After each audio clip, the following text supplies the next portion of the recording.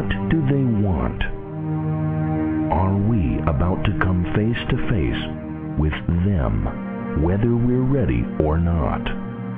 Find out from the world's leading experts in this very special edition of Raiders Live News Talk Radio.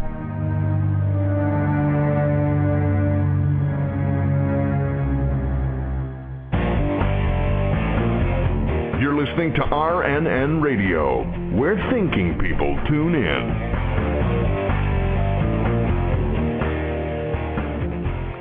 This is the Raiders Live News Talk Radio Show. I'm your host, Tom Horn, and as always, joined here in the studio today by that Triple Crown winner who alone can explain the four ponies of the apocalypse.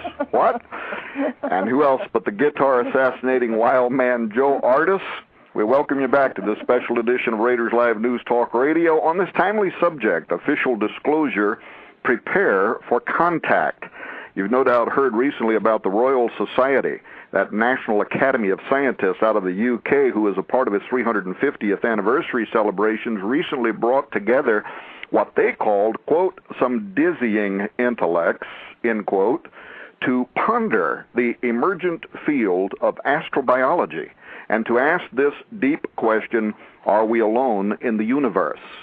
Now, Vatican astronomers have been weighing in on the question, too. Their top scholars have been hinting that, in fact, we might not be alone.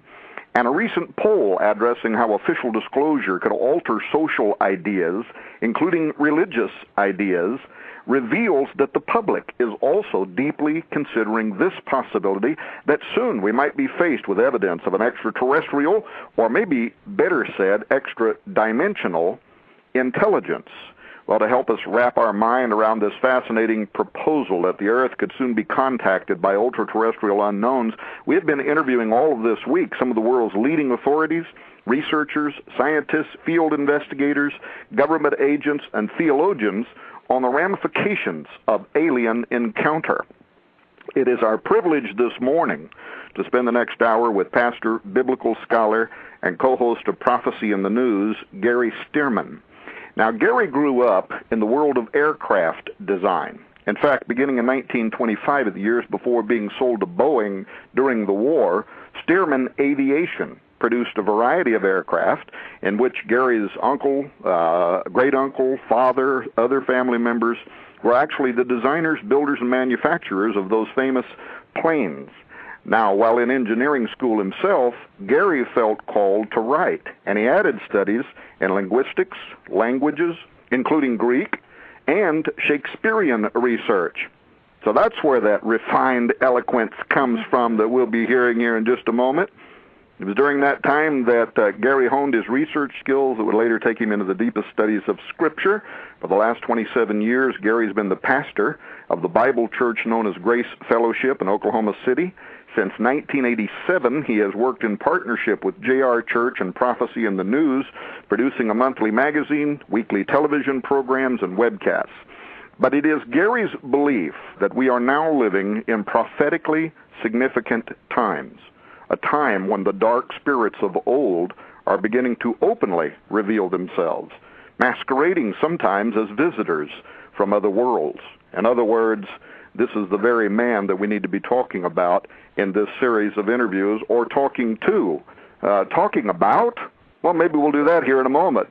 So from behind his reinforced walls of his secret laboratory somewhere near Oklahoma City, ladies and gentlemen, please welcome to this special edition of Raiders Live News Talk Radio, Gary Stearman. Good morning, Gary. Good morning, Tom. How are you? Pretty good. Hey, after that introduction, I'm going to have to sit up a little straighter in my chair. But I'm ready to talk about the obsession that we have in the world today. Are we alone? Is anybody out there? Man seems obsessed with answering that question.